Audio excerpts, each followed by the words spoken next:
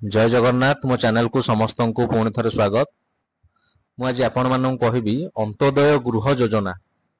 आपण मैंने जानिथिबे किछि दिन तले राज्य सरकार घोषणा करथिले अंत्योदय गृह योजना पूरण हेबो पक्का घर आशा विकसित हेबो आम ओडिशा ग्रामांचल रे सुरक्षित आश्रय स्थली पई।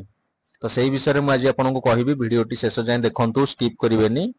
स्किप कले डिटेल जानि परिबेनी, केमिति आवेदन करिवे आपण मधे जानि परिबेनी। तो वीडियोटी बहुत मात्रा रे शेयर करिवे जेमिति समस्त एही योजना विषय जानि परिबे। जो माने जानि नाहंती गरीब श्रेणी लोक अछंती से माने मध्य उपकृत होई परिबे। तो चलंतु देखिबा वीडियोटी कोन योग्यता रहिछि, केमिति फॉर्म फिलअप करिवे, सब जिंस हम आपन को कहबी। वीडियोटी शेष जाय देखंतु, चैनल को निश्चय गुडे सब्सक्राइब करिवे। चलंतु देखिबा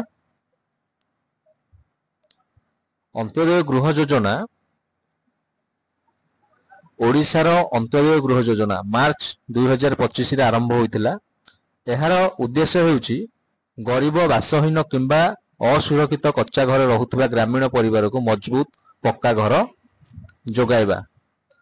अंत्योदय गृह योजनार मुख्य उद्देश्य हेउछि ओडिशार ग्रामांचल रे बासहीनता दूर करिबा। एही योजना विपर्यय प्रभावित परिवार, विधवा, अक्षम व्यक्ति एवं अन्यान्य दुर्बल गोष्ठी समेत आर्थिक संघर्ष करुथुवा व्यक्ति किंबा अन्यान्य आवास योजना रे वंचित लोकों को स्थायी आवास प्रदान करने उपरे ध्यान दिए।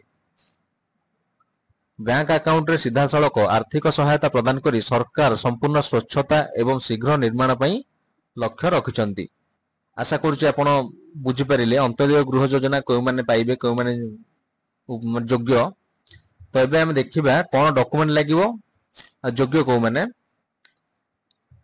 देखो योग्यता मानदंड रहुची कच्चा घरे रहुथिबा किंबा बासहीन परिवार, जंगल अधिकार आईन एफआरए हिताधिकारी, जेउ परिवार मुख्य रोजगारकर्ता जड़े दिव्यांग, ओडिशा प्रधानमंत्री आवास योजना ग्रामीण, इंदिरा आवास योजना एवं अन्यान्य सरकारी आवास योजना वंचित गरीब परिवार, जेउ परिवार पूर्व घर विपर्यय, बन्या, घूर्णिझड़, अग्निकांड, भूकंप, हाथी आक्रमण इत्यादि नष्ट हो जाइतिला सेमाने मध्य आवेदन करि परिबे।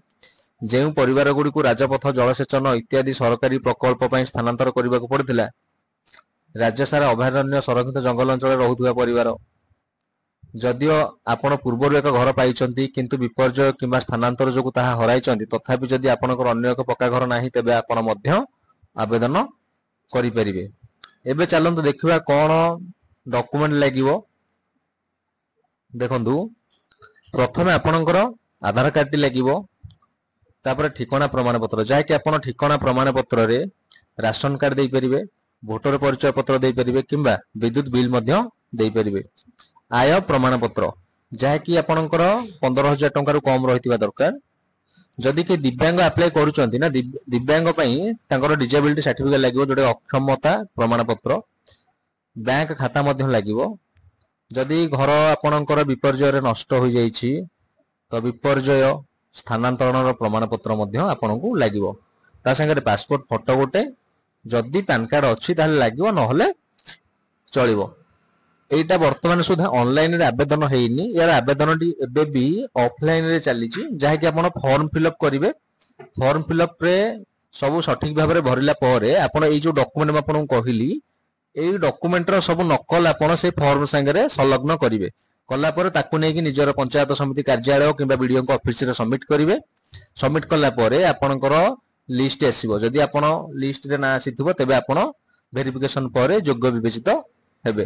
तो आपण से फॉर्म टी कोउटु पाइबे, केमिति फॉर्म फिलअप करिवे, सब जिंस हम आपन कहूची। वीडियो टी देखंतु, स्किप करंतुनी। तो देखंतु से फॉर्म टी एई टाइप रो रहिबो। देखंतु अंत्योदय बासगृह योजना, देखंतु फॉर्म टी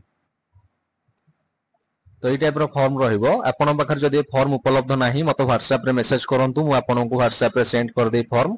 आपन प्रिंट करी ताको फिलअप कर नेबे एवं जे जो डॉक्यूमेंट कहली से डॉक्यूमेंट सब संलग्न करी आपन निजर पंचायत ऑफिस रे दे देबे। तो WhatsApp नंबर टी मु मोर वीडियो डिस्क्रिप्शन रे दे दोउची, आपन कलेक्ट करी मते मेसेज करले मु आपन को दे देबी। तो आशा करछि वीडियो टी आपन को भल लागिछि, दया करी मो चैनल को गोटे सब्सक्राइब करंतु।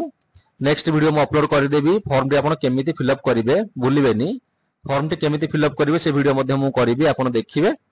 जय जगन्नाथ, निश्चय गोटे सब्सक्राइब करिकि ही जिवे।